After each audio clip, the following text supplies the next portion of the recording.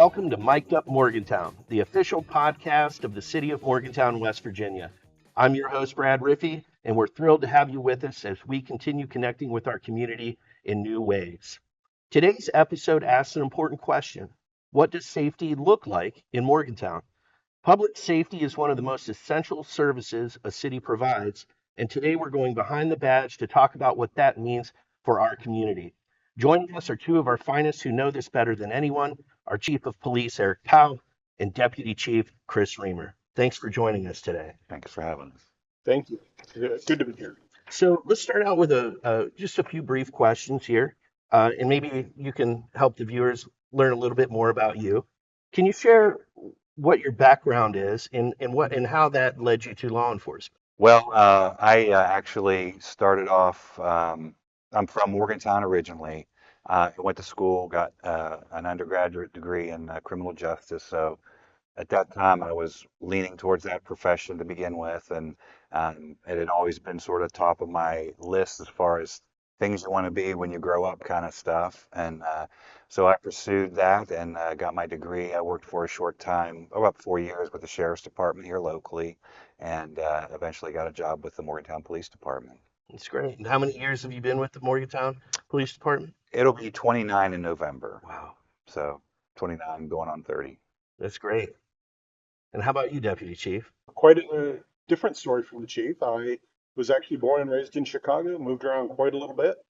I think that's significant because it's given me a different view of the world. I've gotten Sure. to experience, live in many different places, large urban areas and very rural places as well. Ultimately, I ended up settling in Ohio. I worked for a small police department in rural Ohio for a couple years, and then joined the Cincinnati Police Department, where I worked for 33 years. Uh, Kind of climbed up through the ranks and got to experience every facet of law enforcement, which was very exciting. Obviously, Cincinnati being a medium-sized city, River City is much like Morgantown. When I left Cincinnati, I was looking for a home that was smaller, quieter, friendlier, the kind of place where you can take a breath. Right. Morgantown. Yes, you know your neighbors, you know the people in the community that you interact with every day, instead of that larger urban area. Sure. And And, that was Morgantown. So and it's interesting you point out all communities are different, right? So, absolutely. can you kind of maybe both of you in your own way describe what it looks like here in Morgantown when it comes to a public safety standpoint? How do our officers engage the community? What does that patrol look like? Maybe talk about some of the different aspects of the department, divisions. Sure. So in my opinion, safety is a feeling people have. And really, uh, that feeling of safety that a person has when they're living in their communities is a direct sort of result of the confidence and trust they have in those people that have sworn to protect and serve them, the law enforcement community. And I think all of our officers um, that are currently working with the police department have that in sort of not the forefront of their mind, but that's always something that they consider through their efforts in their jobs and how they interact with people, how consistent they are with dealing with people in a professional way, but not only professional, but also in a community-oriented kind of spirit. I think we have a great reputation as far as helping people, making sure that when something happens here that is crime related or that we put in the effort to try to resolve those issues for those people. And I think that whenever someone has an experience dealing with our officers, they come away generally feeling um, secure, generally feeling positive, and generally feeling like our officers have that their safety in the forefront of their mind.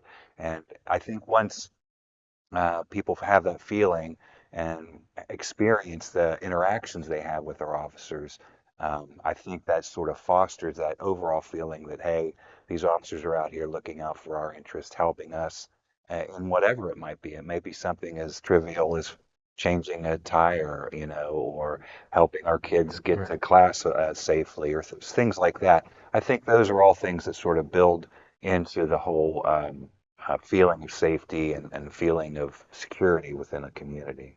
Right. And we see that every day, right? Whether that's, if we're walking down High Street, we see officers interacting with the public at night, especially specifically at Hmm. night when nightlife really comes to life. And, Right. that's why they call it nightlife. We see officers interacting with students, residents, visitors. Um, how do you guys prepare for things like that? What kind of training goes into that type of law enforcement? I think the chief hit the nail right on the head. When I originally got into law enforcement, um, my understanding was here's the laws: state laws, local laws, city ordinances, whatever they may be, and your job is to enforce those. Getting into the career, into the profession, you quickly realize that it's not law enforcement, it's public service. Sure. And so it is, as the chief alluded to, everything from changing a tire to the barking dog to the lost child to the law enforcement aspect being obviously a large piece of what we do is in the big scheme of things isn't the lion's share of what the police do. It's a whole gamut of public services that we offer the community. And so, to answer your question, in with regard to events, planned events, preparing, we obviously there's some historical context to what we do, what we've seen in the past, and how we can respond um, to better respond to incidents in the future, especially when we know they're going to occur, large scale events. The city of Morgantown has an awesome concert venue. They do free concerts at the riverfront, at the amphitheater, and so we know what to expect.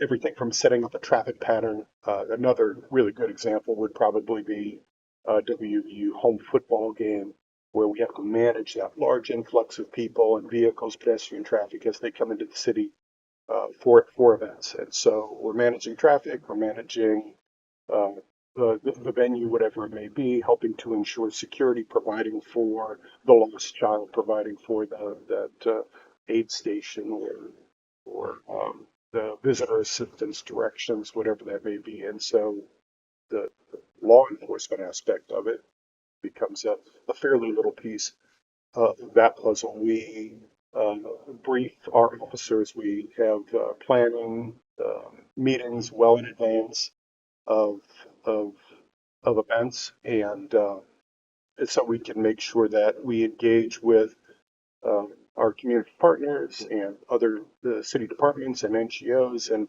bring all those resources together so everyone's on the same page and we have that communication that we need um, and are working with the event promoter to ensure that it's successful. That's great, and I'm glad you mentioned all of these events and just the complexity of them sometimes requires multiple agencies or organizations to take part. Could you maybe talk about some of the partnerships that we have here locally? Um, as it pertains to events or just Yeah, generally yeah. speaking? Generally speaking, events maybe also, but like there are a lot of folks that it's just not MPD. Sometimes we have to coordinate with folks in the community and what those relationships look like. Sure. We have a lot of interaction and contact with each ward or each community. So they have monthly meetings that we either attend or we send them information. And if we're asked to attend and speak on specific issues, we'll talk about those with those community members that are active in those community groups. We have all kinds of partnerships as it pertains to social service agencies. I think we work really well with Police and Peers, who provide sort of counseling services and uh, resources to people that are suffering from substance abuse issues, as well as mental health issues. As you know, we have our own or not social worker on staff and she works very well with those different resources. And I think we've taken a lot of great strides in connecting people to those resources that are outside of the scope of the police department to get people the help they need. Right.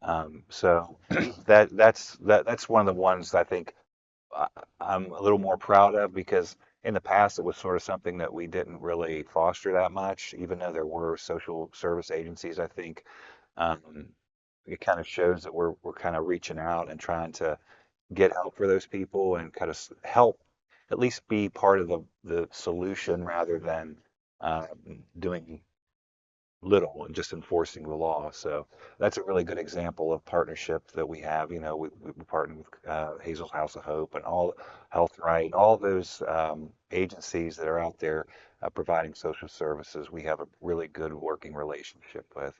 We have great working relationships with um, our surrounding communities, Star City Police Department, WVU Police Department, all these agencies, and the various things that WVU can provide us as it pertains to a myriad of things, counseling, things like that.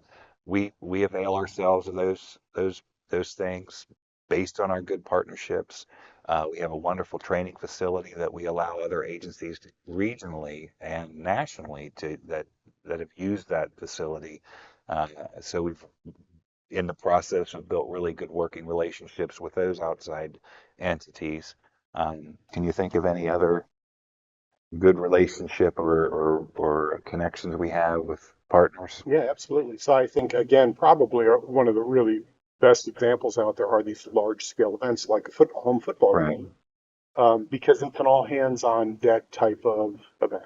Right. And it brings together the state police, the sheriff's department, the WUPD, Star City, Granville, Westover, Morgantown Police Department, just law enforcement perspective for the fire marshals. But not just law enforcement. We're partnering with the fire department. We're partnering with public works because we have to establish these traffic patterns, and it Right. requires cones and street closures and changing the direction of travel on roadways to allow the influx of people in pregame and then postgame. Obviously, that huge influx of people trying to leave, and it's a massive coordinated effort that requires all of our partners, uh, law enforcement and otherwise. Well, I really appreciate you two being on the show today.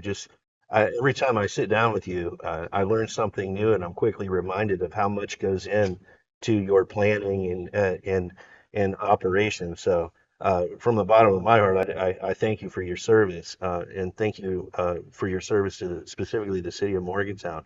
With all that being said, what are some of the biggest priorities right now for the department? Well, for us, and forefront on my mind is recruiting, getting us up to our the level that we need to be. Our staffing level has suffered in the last several years. Um, we've had a lot of loss, and most of the loss is due to just natural attrition where people are Sure. retiring. We've had a lot of people leave and come back, so that's a positive thing. But we still are down quite a bit, and every day we're trying new things to try to promote our department, promote the career of law enforcement, and encourage people to apply to become police officers. So my biggest priority is at this point getting us up to the right staffing level we need to be so that we can better serve the population because Morgantown's a growing place. It's one of the few growing places in the state population wise. And the more that population increases and the more we build and the more uh, you know we expand, the more need there is for an adequate staffing level within the police department. Which kind of goes back to before the show we were talking about how maybe law enforcement has evolved over the years, right? And that's definitely a part of it. Oh, sure. And evolution as far as, we've had a lot of, sometimes evolutions are forced upon you, and Yeah. sometimes it's something that naturally takes place. I think one of the things I've always prided about our department, whether or not I was the chief or anyone else before me, I think we've always strive to stay ahead of the game or at least equal with advancements that are taking place within the field of law enforcement, whether that be in the types of training that's being offered.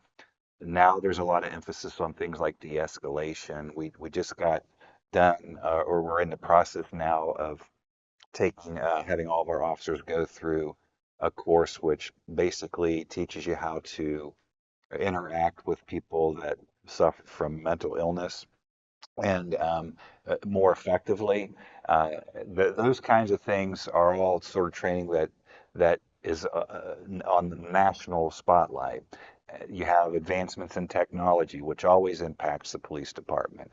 Drones, just different training techniques, things like electric vehicles. All these things impact the police department, even as it pertains to body worn cameras, license plate readers, things like that. All these things are new sort of advancements that, as a department, we have to sort of kind of keep pace with Right. in order to be effective. And I think we've done a relatively good job of ensuring that our officers have the equipment they need, that's up to date, that's sort of the best that it can be for what we can afford.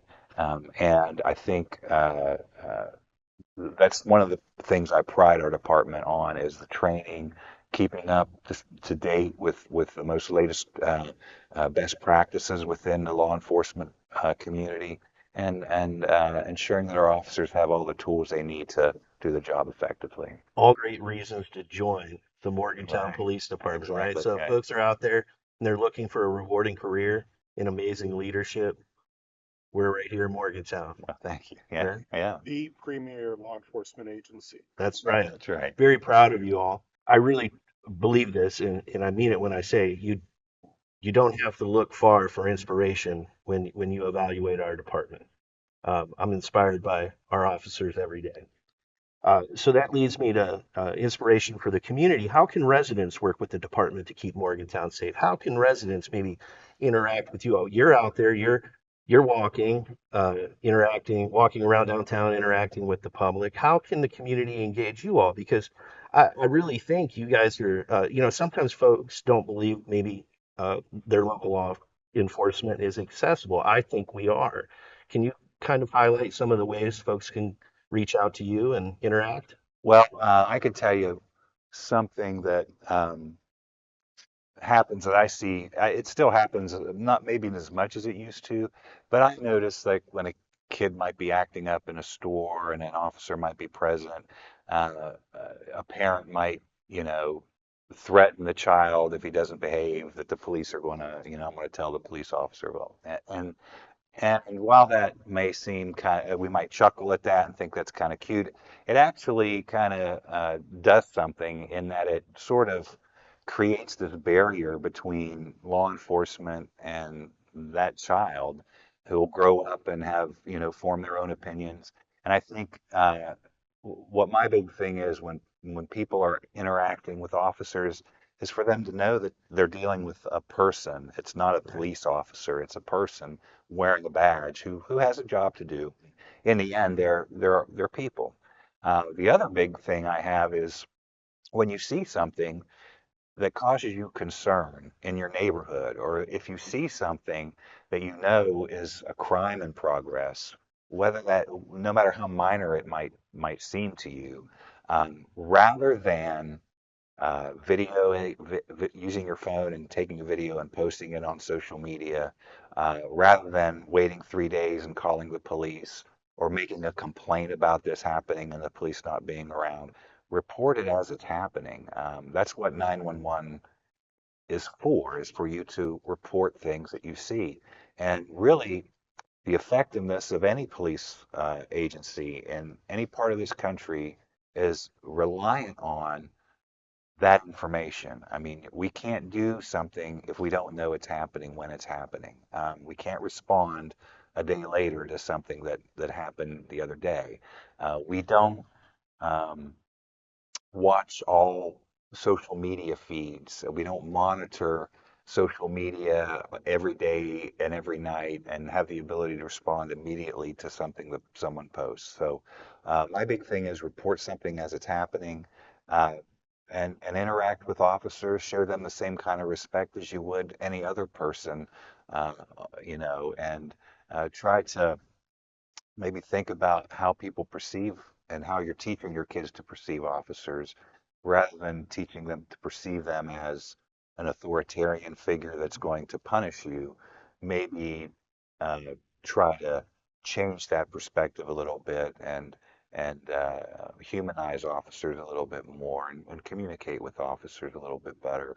One of the keys that distinguishes Morgantown as a premier law enforcement agency is our we serve with procedural justice. And when I say that, what I mean is we treat people with dignity and respect. Right. And then we listen to what they have to say.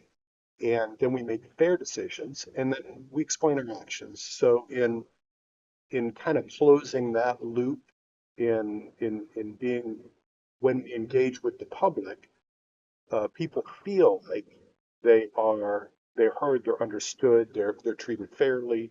They and that leads to an appreciation for your law enforcement agency because we are members of the community too. I live in the city. I shop here. You go to the restaurants. When our officers interact with the public, our expectation is that they treat people the way they would want their mother, their sister, their child to be treated.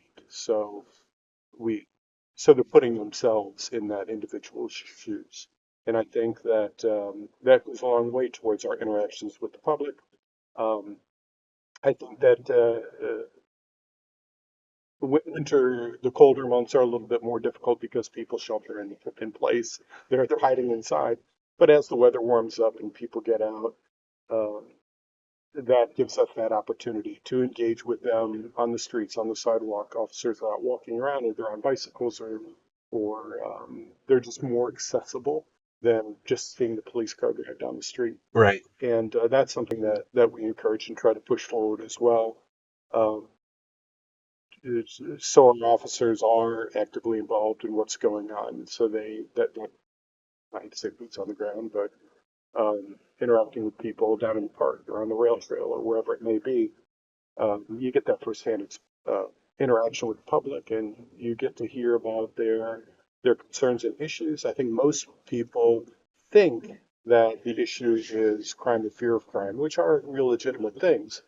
But truly, what most people are concerned about as we go to community meetings and hear from people is the quality of life issues, because those affect all of us every single day. And again, if it's a barking dog or a loud truck or a pothole in the street or whatever it may be, the police are typically that first point of contact. We're the most visible uh, members of government. We're the uniformed cops out there seeing and talking to people every single day, and they share their concerns with us, and then we are the facilitators to help try and solve whatever that issue may be.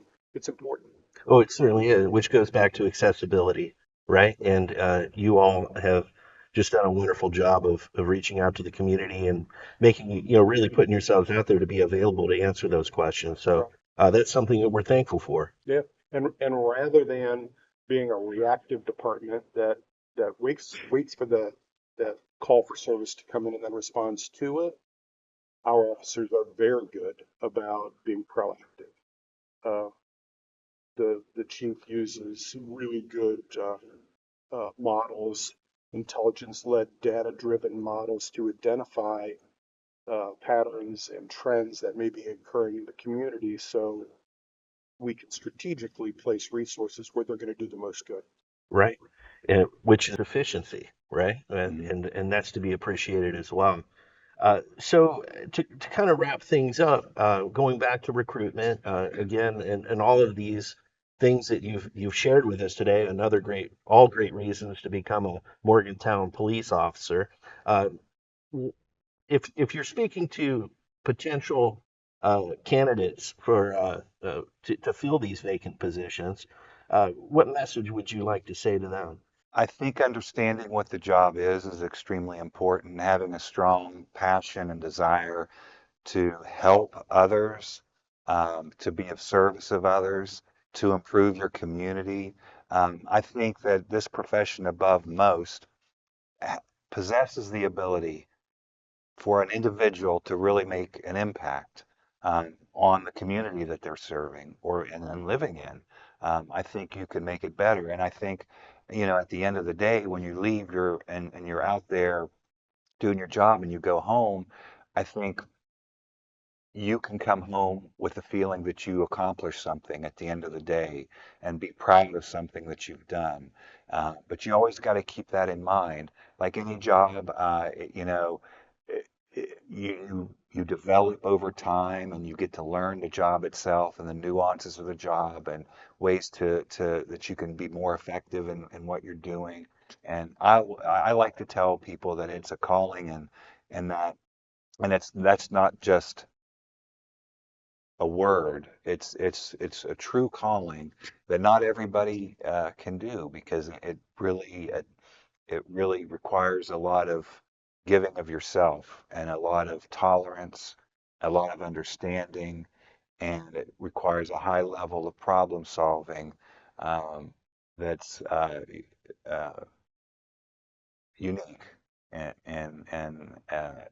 it can go to the way you make it. So if you believe in these things and these are the things you want to do and this is something you want to accomplish in your life, because it's, in my view, just becoming a police officer is an accomplishment.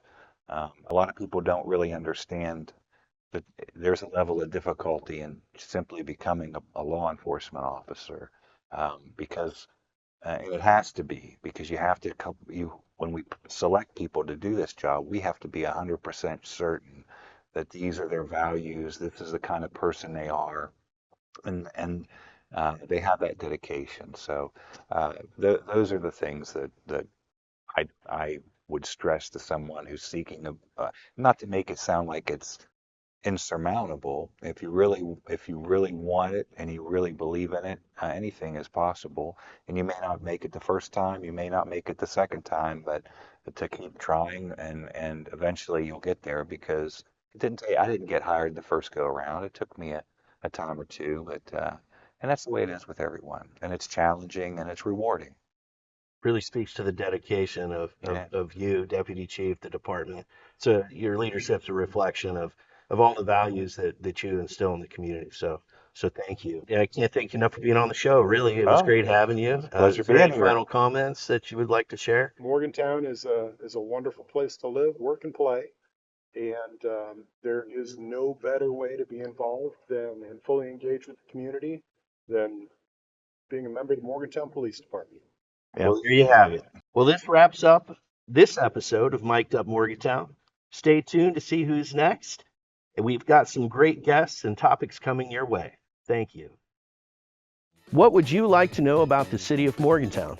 Send in your questions to Mic'd Up Morgantown and make sure to follow us on all social media.